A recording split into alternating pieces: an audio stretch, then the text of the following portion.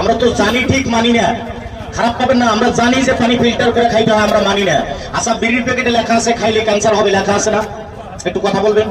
আমরা মূর্খ মানুষ, লেখা বুঝি না কারণে কোম্পানি বুদ্ধি করে ক্যান্সারের ছবি দিছে যাতে আমরা না খাই, হয় না? নাই কেউ কি বাদ দিছে?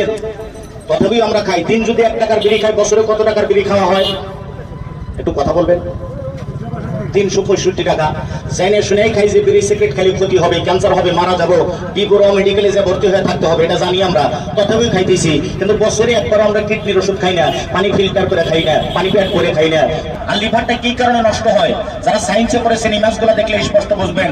আমার মতো মূর্খ মানুষের জন্য ভিডিও আছে, ভিডিও দেখলে স্পষ্ট বুঝবেন।